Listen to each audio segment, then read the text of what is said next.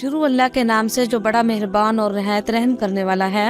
حضرت عمر بن خطاب رضی اللہ تعالی عنہ بیان کرتے ہیں کہ ایک دن رسول اللہ صلی اللہ علیہ وسلم کی مجلس مبارک میں ہم بیٹھے تھے کہ اچانک ایک شخص ہمارے درمیان آیا جس کا لباس نہایت صاف ستھرا اور بہت زیادہ سفید کپڑے اور سر کے بال نہایت سیاہ۔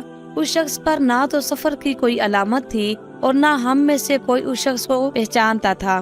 بہرحال وہ شخص نبی کریم صلی اللہ علیہ وسلم کے اتنے قریب آ کر بیٹھا کہ اپنے دونوں گھٹنے آپ صلی اللہ علیہ وسلم کے گھٹنوں سے ملا دیے۔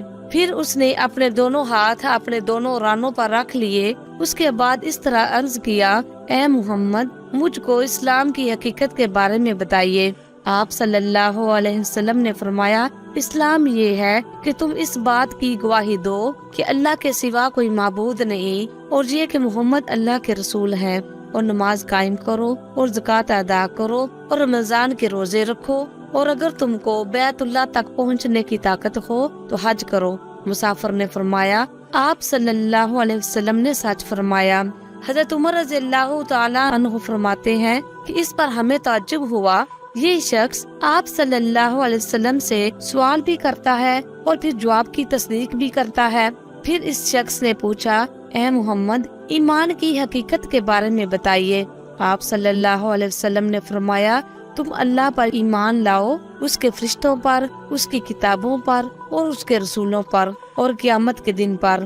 اس بات کا یقین رکھو کہ برا بھلا جو کچھ پیش آتا ہے وہ سب تقدیر کے مطابق ہے۔ مسافر نے کہا، آپ نے سچ کہا۔ پھر اس شخص نے پوچھا، احسان کی حقیقت کے بارے میں بتائیے۔ آپ صلی اللہ علیہ وسلم نے فرمایا، احسان یہ ہے کہ تم اللہ کی عبادت اس طرح کرو کہ گویا تم اس کو دیکھ رہے ہو، اور اگر ایسا ممکن نہیں تو یہ دھیان رکھو کہ وہ تمہیں دیکھ رہا ہے۔ پھر اس شخص نے عرض کیا کہ قیامت کے بارے میں بتائیے کہ کب آئے گی۔ آپ صلی اللہ علیہ وسلم نے فرمایا، اس بارے میں جواب دینے والا سوال کرنے والے سے زیادہ نہیں جانتا۔ مسافر نے کہا، اس کی نشانیاں ہی بتا دیں۔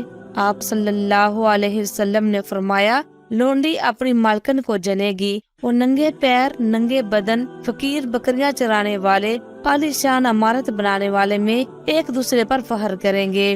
حضرت عمر رضی اللہ تعالیٰ عنہ فرماتے ہیں، پھر وہ مسافر چلا گیا۔ میں نے تھوڑی دیر توقف کیا۔ آپ صلی اللہ علیہ وسلم نے مجھ سے خود ہی فرمایا، اے عمر، جانتے ہو کہ یہ پوچھنے والا شخص کون تھا؟ میں نے عرض کیا، اللہ اور اس کے رسول صلی اللہ علیہ وسلم ہی بہتر جانتے ہیں۔ آپ صلی اللہ علیہ وسلم نے فرمایا کہ یہ جبرائیل تھے جو تم کو دین سکھانے آئے تھے۔